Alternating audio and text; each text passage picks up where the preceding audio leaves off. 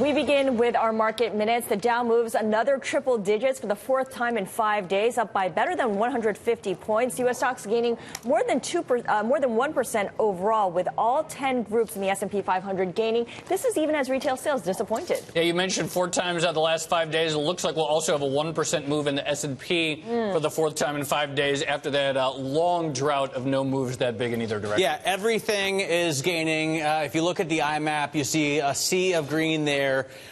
Real estate, the smallest winner, I should say, up only 0.5%. Materials, industrials leading up the rear there. But IT, healthcare, and telecoms all up on optimism about Apple and the sale of that new iPhone 7. Also, we were talking about breadth earlier. If you type in WEIB, it's a great tool for looking at market breadth. You can see the Dow, all 30 stocks gaining at the end of the day. The S&P 500, only 36 losers out of 500. And the NASDAQ, 1773 to 681. Interestingly, the biggest gains, but the least breadth of the 3 major indexes. Quick look at the government bond market, which was a little bit quieter today than it's been. We saw a little bit of a decline in the 2-year, a little bit increase at the 10-year, which has been hovering at that 1.7 level for a little while, but ultimately not much action there. Quick look at the 530 spread. It's now 11 straight days of widening on this. We talked about this yesterday. This is the longest widening streak since August 2012. So steeper. Steeper, good for the financial system so far, perhaps. So, yeah, keep an eye on this spread.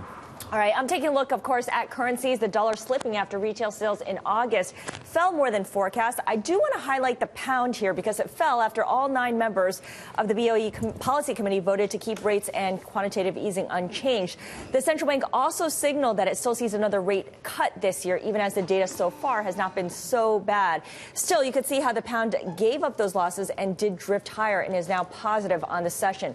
If you look at cable, which is pound sterling versus the dollar over a 3-month period, it's pretty much in line with where it's been trading since late July when the dust settled from the initial sell-off from the Brexit vote. Finally, let's take a look at oil, which has been pretty volatile lately, but by oil standards, are fairly quiet today. Today, gaining 0.6%. You can see it dove around 10, but then you race that, ultimately ending without much change, still below $44 a barrel. All right, we do have some breaking news. Oracle coming out with its results. First quarter adjusted earnings per share, 55 cents, missing the consensus estimate, which was 58 cents. So a 3-cent miss on the bottom line. When it comes to the top line for revenue, Oracle reporting $8.61 billion in revenue. Analysts were looking for $8.7 billion, so that, too, is a miss as well. When it comes to total cloud software revenue, the company reported $969 million in that part of the business and says that it added over 750 new software as a services customers in the first quarter. First quarter short-term deferred revenue was $9.5 billion, so eventually that will come through to regular revenue as well. We'll keep an eye on the trading in after hours, but in the meantime, we've got much more coverage. Yeah, I want to get to Bloomberg. Bloomberg's Daybreak Asia anchor, Betty Liu. She is standing by with an exclusive interview with Blackstone CEO Stephen Schwarzman. Betty? Matt, thank you so much, Steve. Great to see you here today. Great to see you, Betty.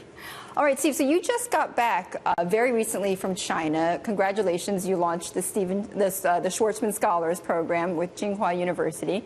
And I know you spent quite a few days in China. You were at the G20. So I want to talk about the Scholars Program in a moment. But first, tell me, what was your impression about China this time around? Is it stabilizing? Well, China's always changing. Yeah. The sense that one had this time what things seem to be stable. The currency is sort of found a range.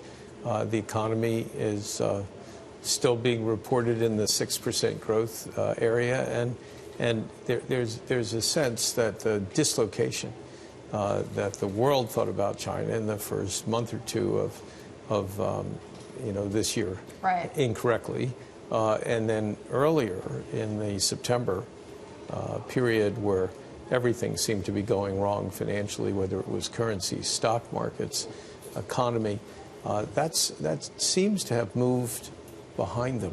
And so now there's economy's moving, doing a little better than people thought. It's consumer-based they're trying to move to in terms of the type of economy. That seems to be going okay. Wages are up. Sort of hiring is up. And so there's a sense that, okay, we're at another level.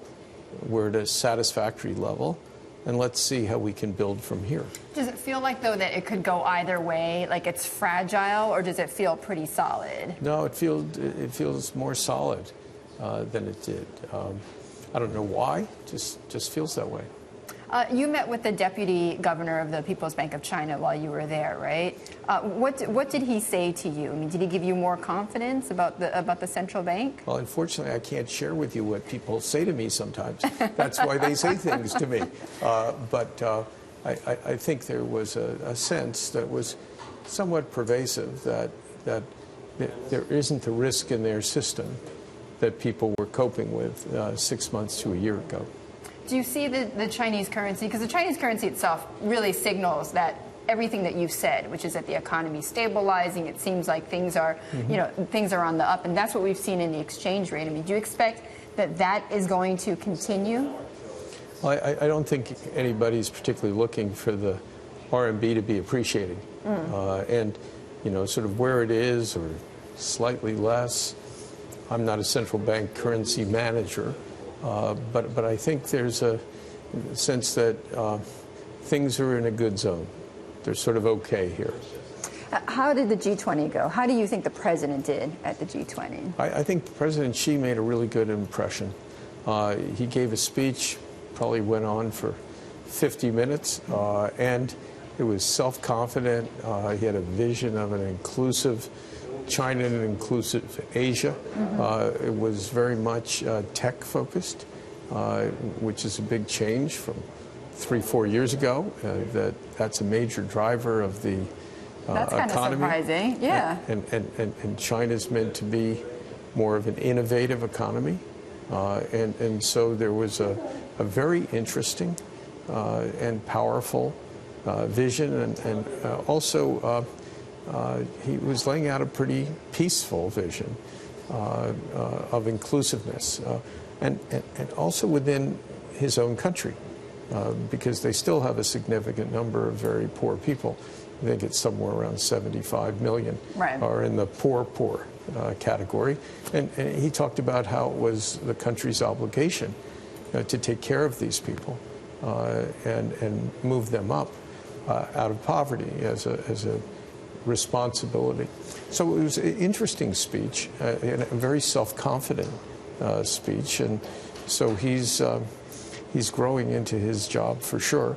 And to an outsider, I think everybody was sort of nodding that was a good send-off, the start of the big meetings. Well, you used the word confident twice. I mean, do you think that he wasn't as confident before? I think that everyone who starts a new job, doesn't know it as well as they do after they do it for a few years. I don't think it's anything more than that, but there's a firm vision. I mean, he started with the China dream, very much like the American dream. That was sort of his first speech or two, which was, I want my people to be wealthier, I want them to have better health, and I want them to live in a better place. And so they're working on that, and the real estate market, residential market's done very well. So people have more of a sense of well-being than they would have a year ago. Now, you had the government, President Xi, and very senior officials have supported the Schwarzman Scholars Program. Yes, very much.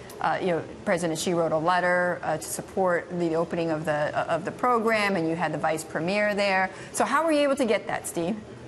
Well, I think part of it is that the program's in China's interest.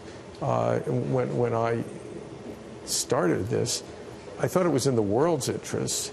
I thought it was certainly in the interest of the West to not end up incorrectly interpreting what was going on in China.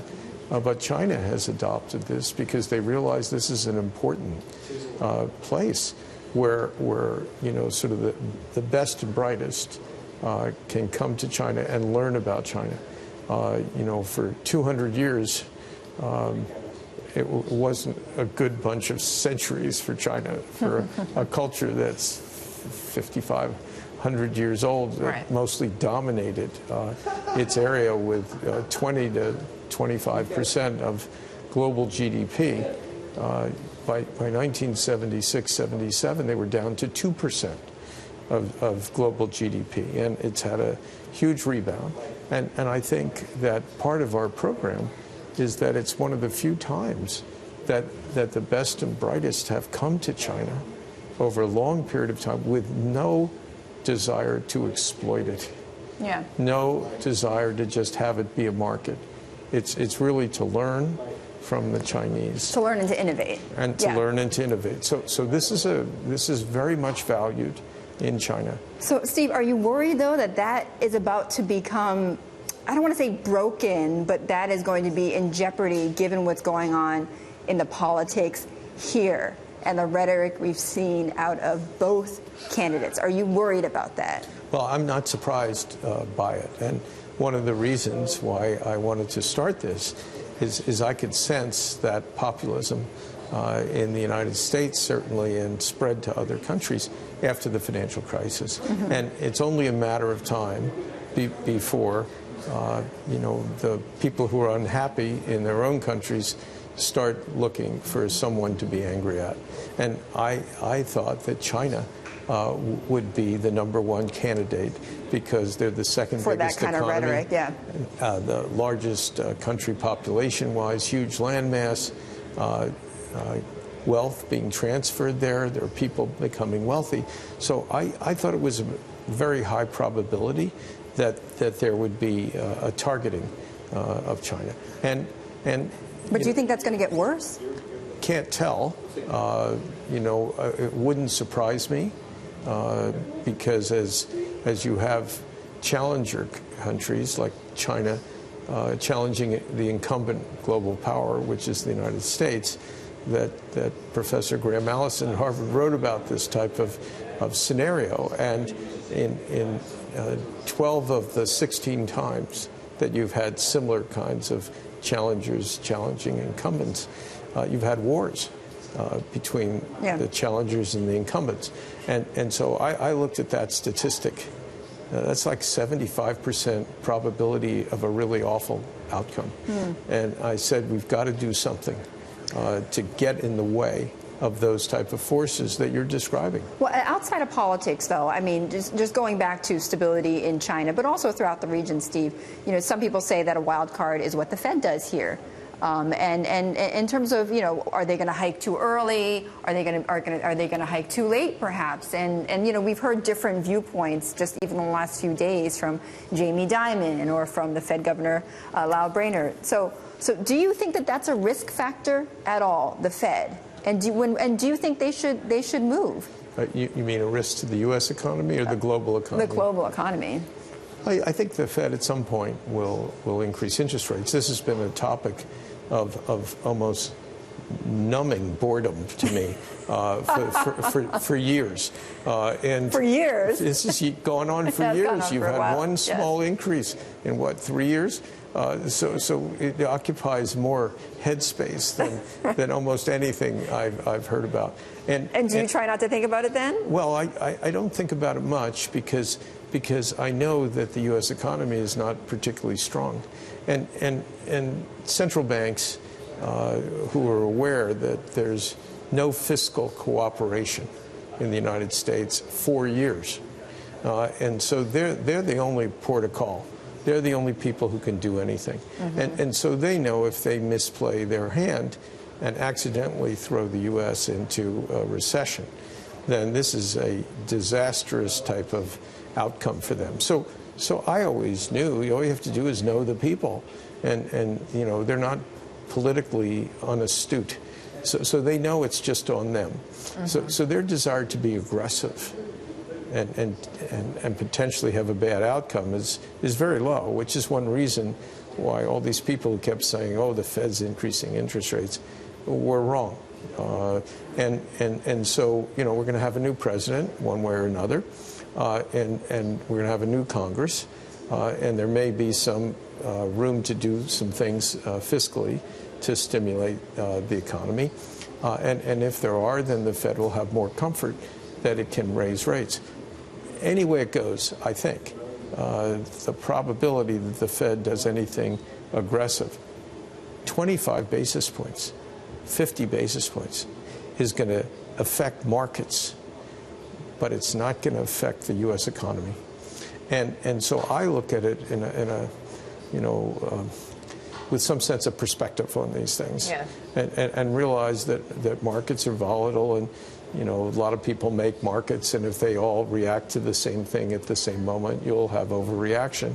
But you shouldn't have much in the way of long-term damage. But as you say, I mean, the markets don't equal the economy, right? And so what you see in the markets doesn't necessarily signal what's going on in the economy. Steve, will you stay with me for just a little bit more? Sure. We're going to take a quick commercial break. Steve Schwarzman, the Blackstone CEO, will be back in just a few moments.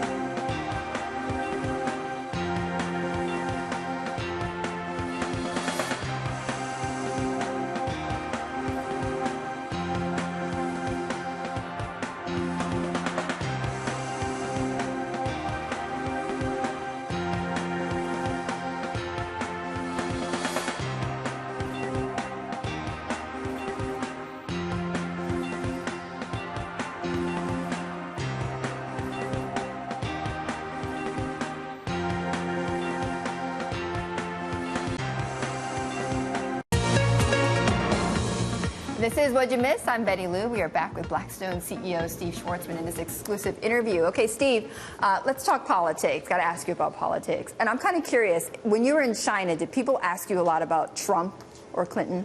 They did probably 6-8 months ago. Almost nobody mentioned it on this trip. When you were back, really? And I was quite curious about that. And one reason they don't mention it is because they've had a lot of dealings with Hillary Clinton. Mm-hmm. She was Secretary of State. She was there a lot. They know her. They know her. Yeah. With Donald, I think they sort of put him in the pile of, sort of it's an American election. You can say anything. And they're quite sophisticated and will articulate that we know how American elections work. People say whatever they need to, and we don't take that seriously because there's governing and there's running. And so I was really I was amazed that people didn't seem as animated, one, as they were, right, and two, as Americans are. And do you think they're right, their interpretation of this? Time will tell. What did you make of Trump's plan today, his economic plan today? I actually was not at the economic club, so I didn't hear what he had to say. Well, I mean, he basically said that he was going to create 25 million jobs over the next decade. He instituted different tax brackets, so reformed his tax plan where he talked about 3 different tax rates, 3.5% economic growth over the next 10 years. I mean, any of that sound achievable to you at all? Well, all of that sounds wonderful if you could do that. And you know, the economy is complicated, and you know, there are other parts of you know, his plan. You know, I don't know how immigration really fits with that. If you were really removing a large number of people, that's got to adversely affect the economy.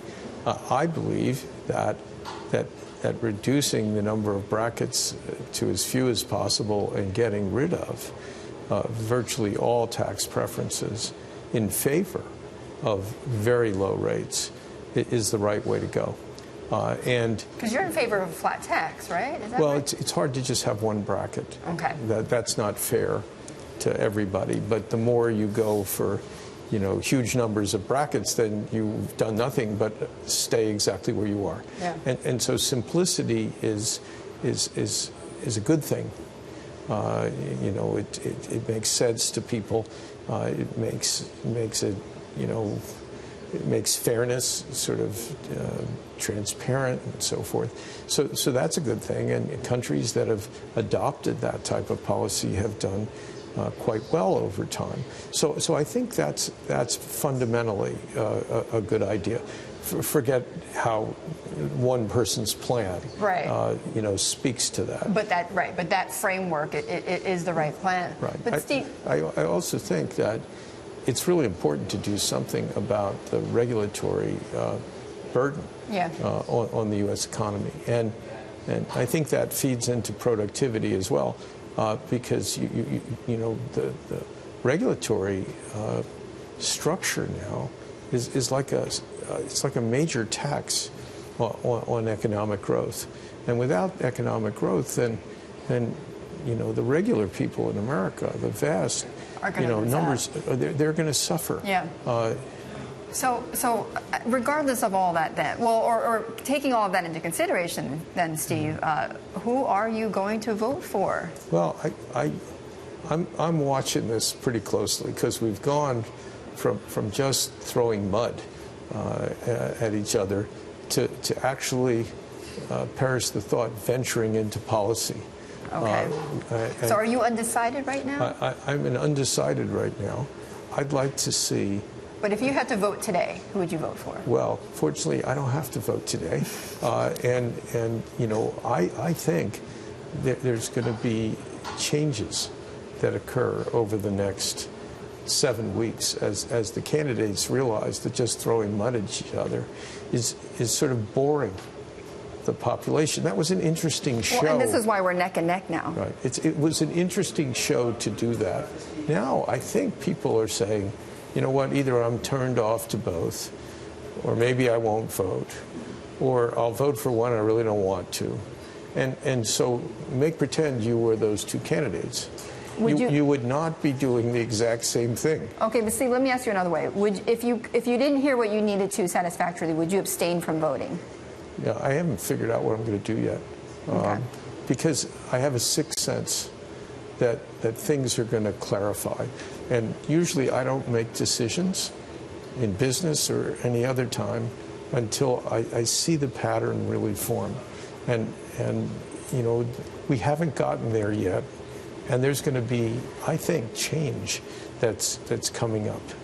All right, Steve, thank you so much for joining me today.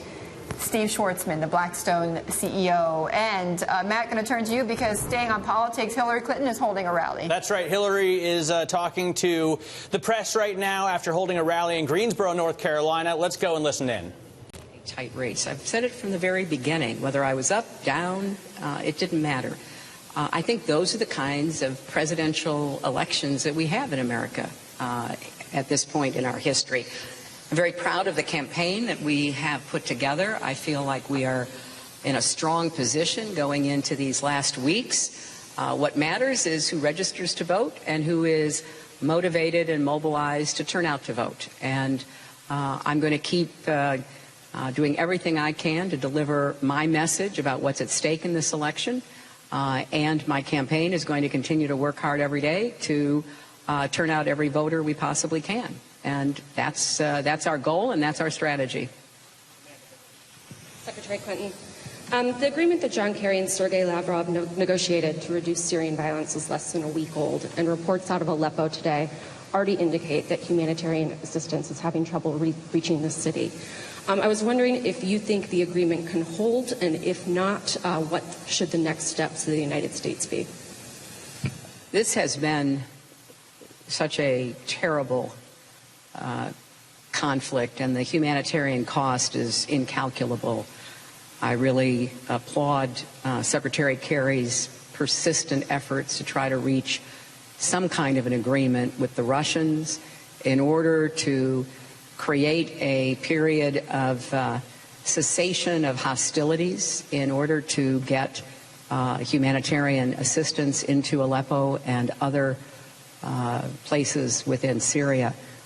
I think whether or not this works is really up to the Russians. It is up to whether or not Vladimir Putin decides that it's time to do what the Russians can do to bring this conflict into a period where there can be the beginning of political discussions, a hoped-for protective zone for people who are under relentless assault from the air, and a commitment to going after the terrorist groups that pose a threat to everyone. So I'm going to watch this closely, but at the end of it, it's going to be determined by whether or not the Russians decide it is in their interests to pursue this agreement.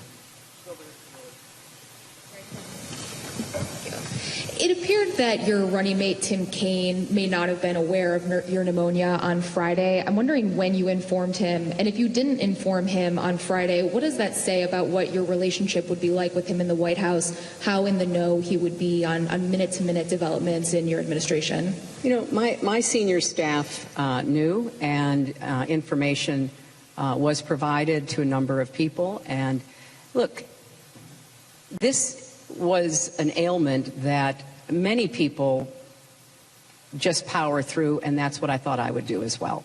I didn't want to stop. I didn't want to, quit campaigning. I certainly didn't want to miss the 9/11 memorial. As a senator at that time, I consider it a sacred moment, and I was determined to get there.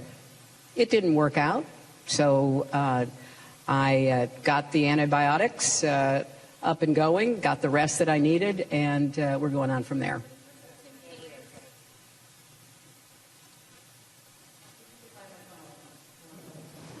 In terms of Tim Kaine, could you expand on how often you talk, what you see your relationship, and whether he would be a real partner? You've seen very good partnerships in the White House. You've seen not so good partnerships in the White House. What kind of role that would be? And what do you feel that your important objectives, those that you outlined here today, were in any way jeopardized by the fact that you didn't explain? No, look, I had that scene unfortunate. No, I communicated with Tim. I talked to him again last night.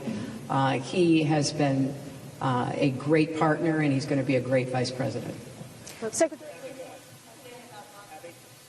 We communicated. We've communicated, but I am, not going to go into our personal conversations, and I feel very comfortable and confident about our relationship, and I really look forward to working with him closely.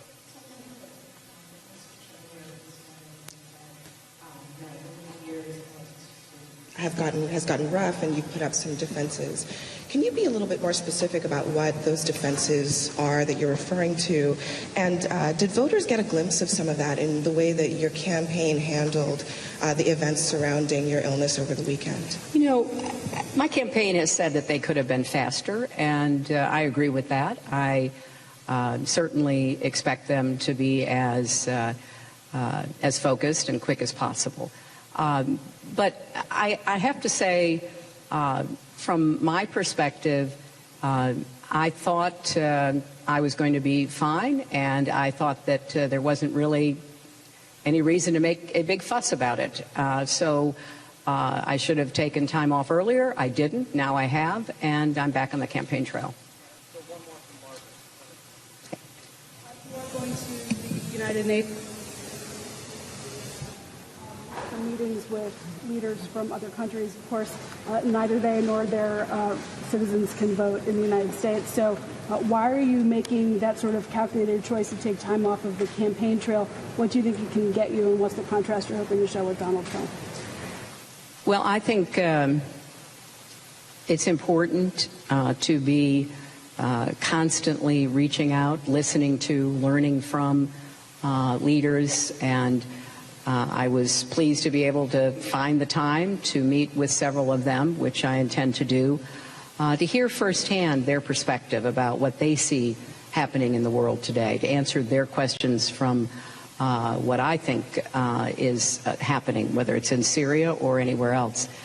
There's a lot going on in the world, and I have a long standing set of relationships that go back not only to Secretary of State and Senator, but back to First Lady.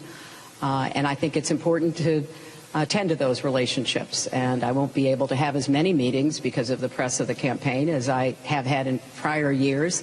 But I'm looking forward to the ones that we are scheduling. Thank you all very much. All right, that was Hillary Clinton holding a news conference after hosting a rally in Greensboro, North Carolina.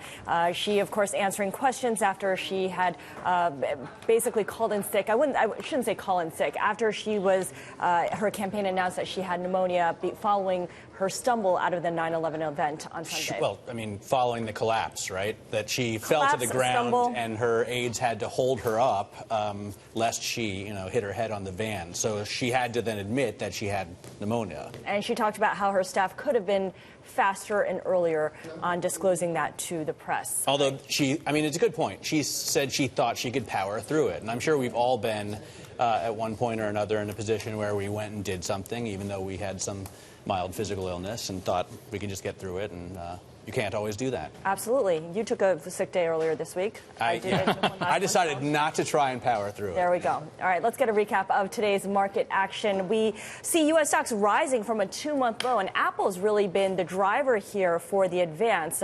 Also, crude oil came back as well, so the Dow was up 178 points. That is the fourth triple-digit point rally, or move, I should say, for the Dow Industrials in the last 5 days. So that summer doldrums that we had experienced over the past couple of months has really gone by the wayside here, as we're seeing volatility pick up, the S&P 500 gaining better than 1%. Can I also point something out? We've been talking today about how Apple has been doing so well because of the feedback we're hearing from the operators on the iPhone 7. It also has something to do with taking some market share from Samsung, because the Note 7 story just doesn't seem to go away. This new Samsung device apparently catches fire. Some have even used the word explodes in some situations. Samsung is now going to recall more than 1 million Galaxy Note 7 smartphones. So they continue this recall. They have been recalling a number of them to begin with, but this is just sort of proof of the point that it's not always easy to increase battery life at a rapid pace without running into problems like a battery that catches fire. And I'm glad you link it to Apple, because we see the headline there. Samsung recall represents 97% of the Note 7 sold in the United States. So if you get your Note 7 recalled and you need a gigantic smartphone to work on, guess what? You don't have very many other choices. So you may as well go for the iPhone 7 Plus, and there's still some left in stores. It's been the forefront of political debates and fodder for economists around the globe, the rise in income inequality. But our next guest says we've misdiagnosed its causes and consequences, and that has led to policies that hamper growth and weaken the nation's economy.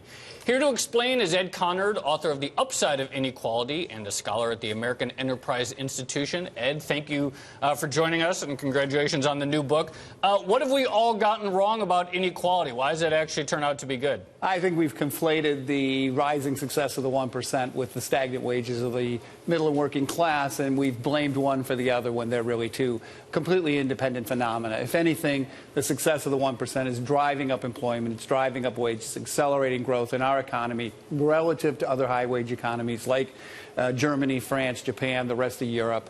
It has not been responsible for the slow growth that we've seen. So that's the conjecture, but what's the evidence that the 1% has, the rise of the 1%, the extreme wealth, has not been a detriment to the overall economy? Sure, there's overwhelming evidence, I would say. If you look at, say, the entrenchment of the status quo, you see more turnover in the Forbes 400, the Fortune 500. You see CEO tenures declining. We could go through a whole litany. If you look in the tech sector, which has really led the way, there's tremendous turmoil. The companies that were the largest companies in 2000, most of them are gone except for Microsoft. There's been a whole new set of competitors that have merged over the last 15 years in that sector. If you look at the U.S. growth relative to other high-wage economies, we've accelerated. If we really allocated resources at the misallocated resources at the level that would be required to account for income inequality, we should have seen a slowdown in growth. We saw an acceleration in growth. I could go through the whole litany of these things. If you look at the alleged hollowing out of the middle class, Pew had a research the other day that they published said that there was an 11-point hollowing out of the middle class. If you look more carefully at the numbers, that's 7 points of upward movement, 4 points of downward movement. 3 of those points came from an influx of Hispanic immigrants. It's really for, say, the rest of the Native Americans, not immigrants. It was 7 points up, 1 point down. And, of course, income inequality has really become a huge topic over the last couple of years. Does that mean that President Obama deserves some of the credit then? Well, I think he's cast a lot of dispersions on the success of the 1% in blaming it for the slow growth of the middle and working class. And I think that that misdiagnosis has led to a slowdown in growth that we've seen. We should have seen a rebound from the recovery and some growth 8 years later. I recognize that growth is slower after a financial crisis, but we are a long way past that. And we have not seen a rebound. We have not seen an acceleration in growth. You know, this year we've seen a little bit of an uptick, but we can dig into those numbers if you want to. What is behind the slow growth for the middle and working class? I mean, why, if it's not the 1% taking that piece of the pie, that fixed pie that a lot of people see being there, but rather their growing pie, why isn't their slice growing? Yeah, so I agree that there are two constraints to growth in our knowledge-based economy. One of those is properly trained talent. And the other is entrepreneurial risk-taking, really risk-taking more broadly. Not capital, which savings sit on the sideline with a zero interest rate today. We know that capital is not constraining growth. We're not a manufacturing-based economy that needs a lot of capital. So think about a worker in Indiana, for example. Whirlpool moves their plant to Mexico. We tell that worker on the left and the right, economists tell that worker, don't worry, the entrepreneurs are coming, they're going to put you back to work, they're going to compete with each other, they're going to invest capital sitting on the sideline, it's the amount of capital per worker is going to drive up productivity, it's going to bring your wages back, don't worry.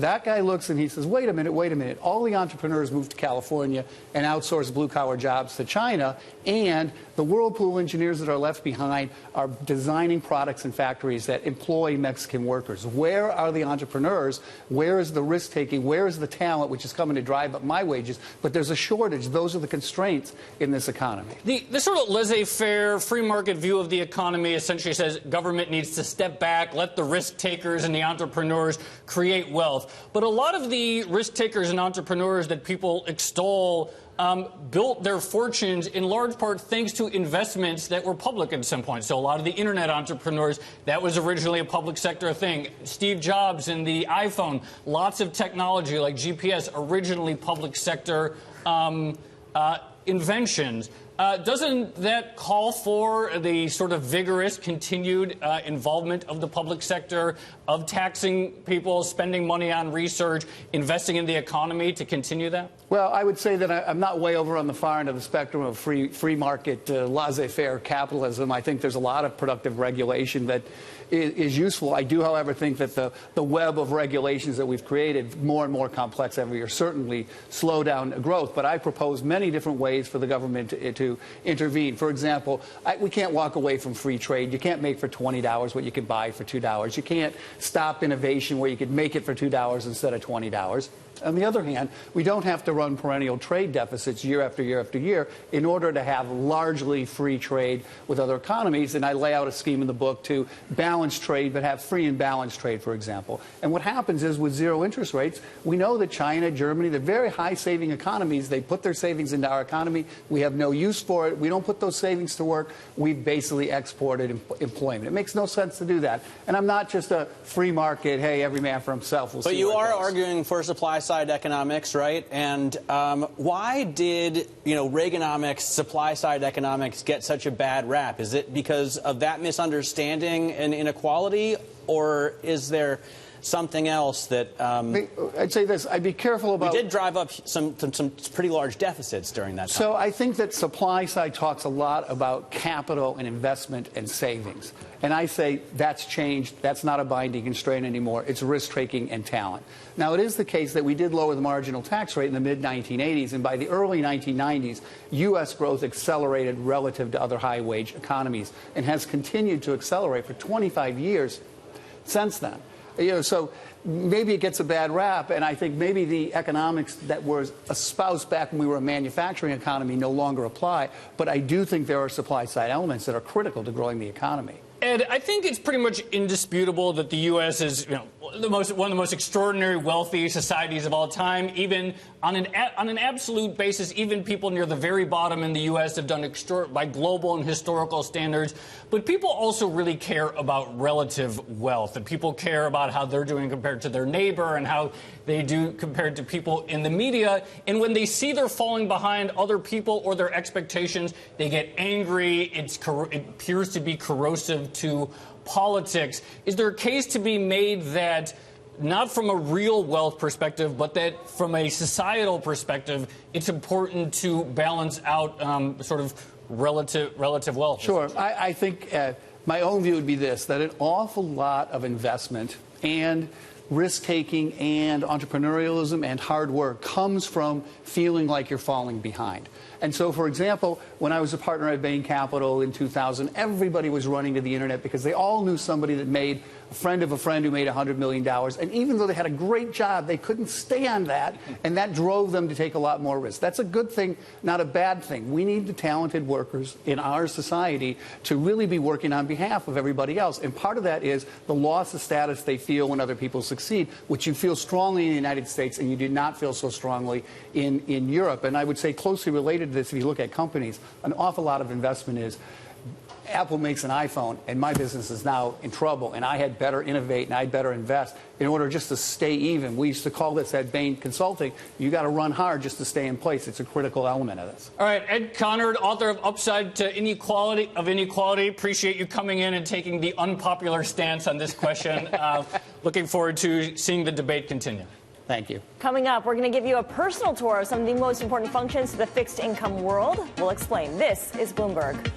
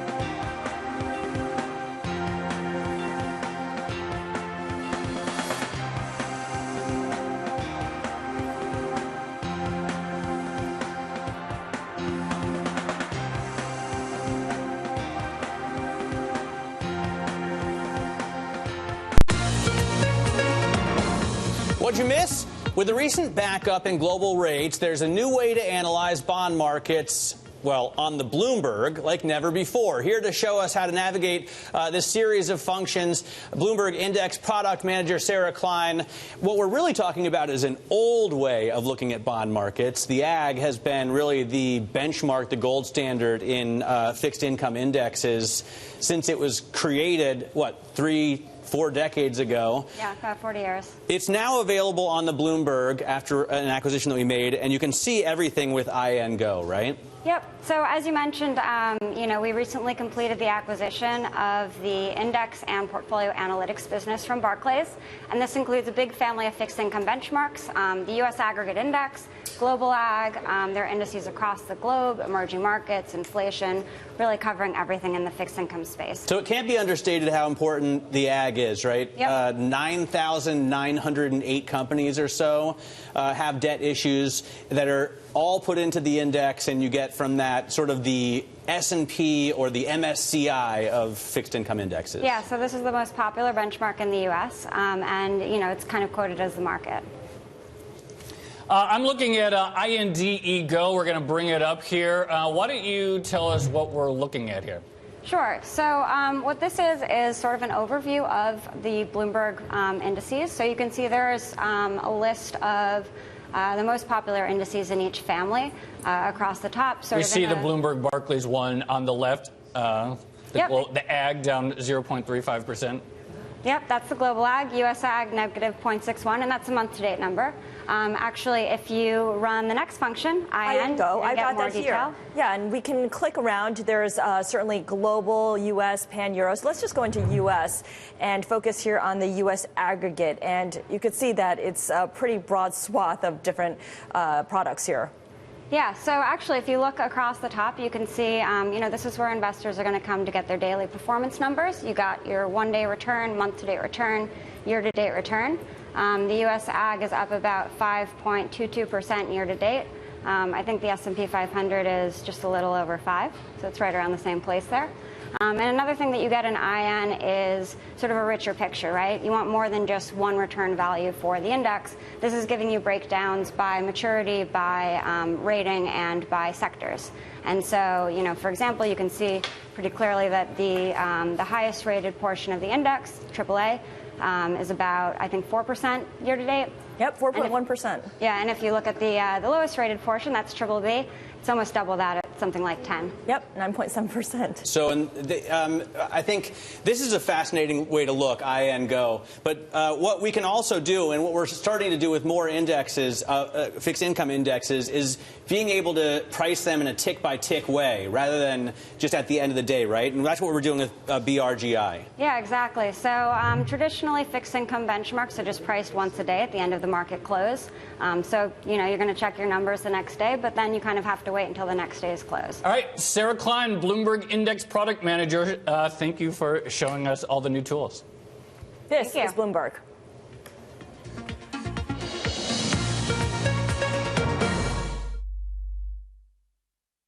In San Francisco.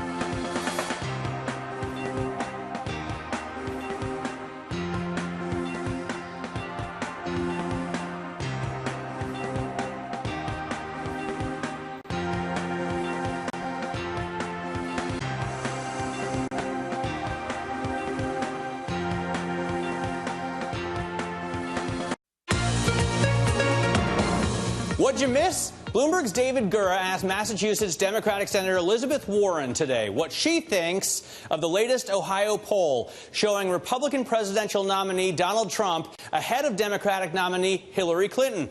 Warren is set to campaign with Clinton in the Buckeye State this weekend and says while there is legitimate anger in the country, Trump shouldn't be counted on to lead. Donald Trump taps in to a genuine anger in America, and I get that. People are right to be angry about what's happening in this country. We have we have built something terrific in this country, and yet now we have a Washington that works only for those at the top, for those who can hire armies of lobbyists and lawyers. But Donald Trump's view is just to make that problem worse.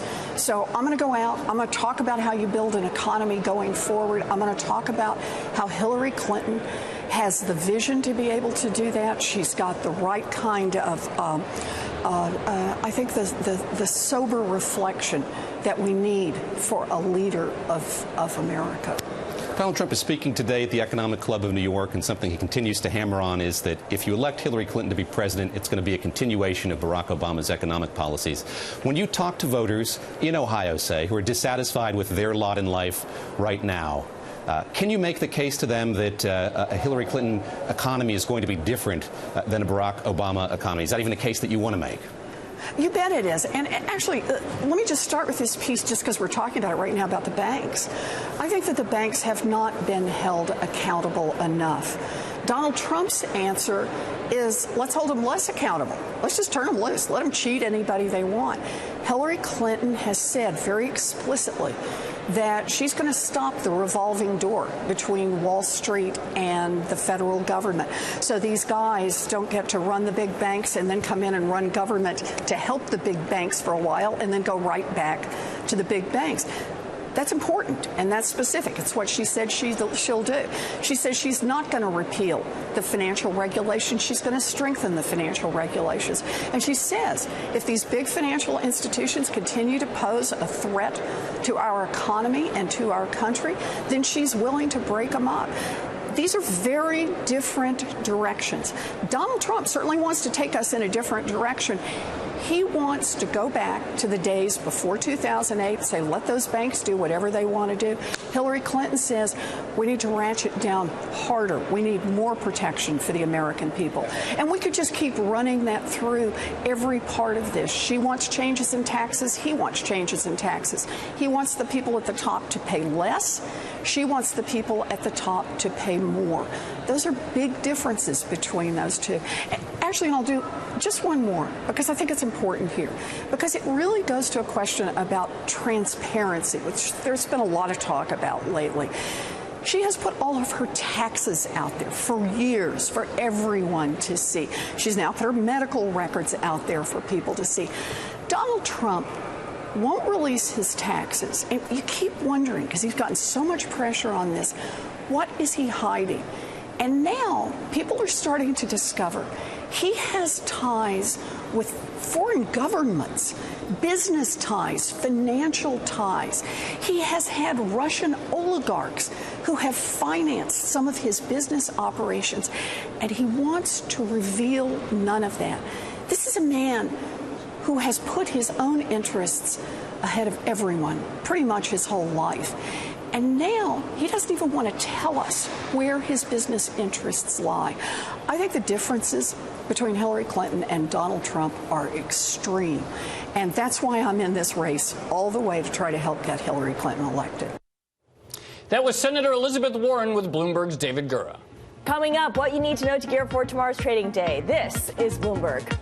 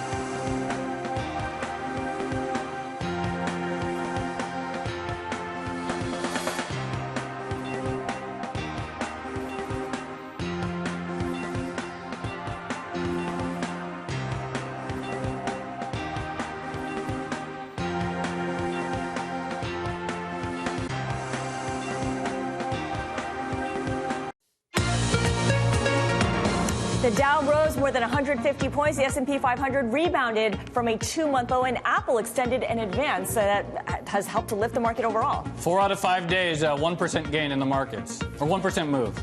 Absolutely. All of the stocks up or all of the stocks down. That's how it's been since Friday. As for tomorrow, don't miss this. Russia announces its interest rate decision tomorrow at 6:30 a.m. 47 of 65 economists that we surveyed expect a half-point rate cut. Last week, of course, the central banker held an unscheduled speech defending the moderately tight policy. And don't miss this. European leaders meet in Bratislava, the capital of Slovakia, to discuss the future path in the wake of the Brexit vote. And tomorrow at 8:30 a.m. Eastern Time, I'll be looking at U.S. CPI to see if there's any more impression that inflation is moving towards the Fed's goals.